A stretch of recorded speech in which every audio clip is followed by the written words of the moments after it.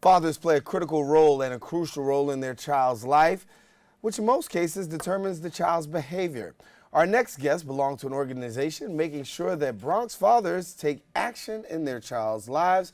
We welcome Arthur Walker from the Bronx Fathers Taking Action and Angel Gowd, who's the Education and Youth Liaison for the Office of the Bronx Borough President. We thank you so much for coming and sharing with us. Thanks for having us. And so we talked about it in the open, honestly, the importance of having fathers in the lives of their children. And I'll let you start, Arthur, with just talk about that for a moment, because that all by itself, you know, we talk about the separation out of the house or, you know, going through divorce, separation, but it's really important that a father's involved in the life of their child. Exactly. And because I went through that, I speak from experience. And now that I'm a part of this initiative, it allows me to go out and educate others, empower them, and to teach them about how they can be prepared for visitation, helping them to gain custody, going through child support, and any other things related to helping fathers. Even as far as being involved in school with PTA. Certain things like that could be challenging, and that's our mission, and we're willing to help. Talk about the message that you really send to men, because obviously it's an uphill battle in some ways, and some guys they got a lot of challenges, things like that. What's the message, and how do you go about conveying that message to men? Well, what we're trying to do is, right now with the Bronx Fathers Take Action, what we're trying to do is give out resources to the men, to all fathers. The message that we're trying to give is basically to empower, to educate, to be part of their child's life as much as they can. The crazy story is Ruben Diaz, the borough president's office, the borough president, he used to always attend his two sons' parent-teacher conferences, but never, anytime the teacher would speak, if she would only look at the mothers, which he hated the most. He always felt that it's a team. He's here with he's here with the mom's here, the father's here. So once that came up, once the Bronx Fathers that Take Action came up to an idea in his head, he began it. I believe it started around August 2012. And ever since then, now we're still here, proceeding the message and trying to empower all the fathers as well. And when you talk about impacting the lives of these men and these fathers, give me some success stories about really this works, because there's some people say, okay, well, you commend you for the effort, but really it's not just the effort, you got some results coming. Exactly. So another example is for myself. As I mentioned, I've been through the court systems.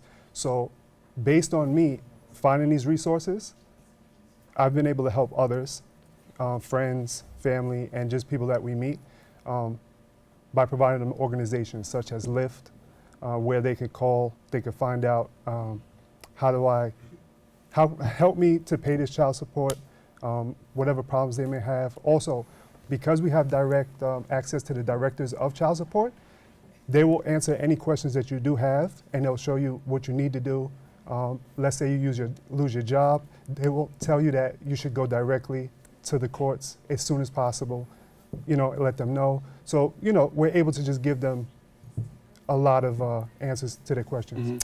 I also want to say, Daren, it's not just fathers, it's also stepfathers, uncles, cousins, male role models that we're trying to encourage, and we're trying to empower to be involved with this committee that we have started since 2012. We want to encourage them to actually come and attend our general meetings as well, which our next one is actually on October 13th. It's at the Bronx Supreme Court House at 6 p.m., room 206. We want them to come out. We always have guest speakers from different organizations as well, to come with resources to see if we could help them, or if they could also encourage other fathers to help them out with any situation they need. So you have a lot of activities going on. We very much so do. Yes, we do. We actually have an event coming up on the 15th that we're partner up with Fame Inc. Sports Mentoring Program. It's at the Bronx River Senior Center. We'll be serving breakfast. It's a morning event, serving breakfasts. We're actually each month right now our theme is health and wellness for fathers. Each month we're going to have a special health initiative. We're starting off with Bully Prevention Month. So we're going to have workshops at the Bronx River Senior Center, workshops that involve the bully prevention, and we're also going to have basketball as well for the kids. So it'll be a good time out, definitely. And so when you talk about educating fathers, I think that one of the things that happens is that we come with a lot of preconceived notions, you know, and a lot of stereotypes. What are some of the preconceived notions, stereotypes that maybe fathers have that you have to really work to break down? Because sometimes people watch it saying, you know, it's not that. Well, I'll let you take it away. Okay, so I would say going to court. A lot of times we always think that we have to go see a judge. You actually don't, right? If you find a mediator, that helps. And it's less expensive because most of us don't have the money to pay for lawyers. If you go to a mediator, or if you could find a lawyer, what they'll do is, or recommend, is for you and the other parent to sit down and just write out what you both expect. And just doing something that simple actually avoids the judge having to make a decision for you, in which in turn you could win joint custody of your child. And resources are always key because sometimes we lack the resources or the access to resources. So when you talk about accessing resources and having the ability to access resources, how do you encourage men, and what do you do in terms of getting them the necessary resources in their hands?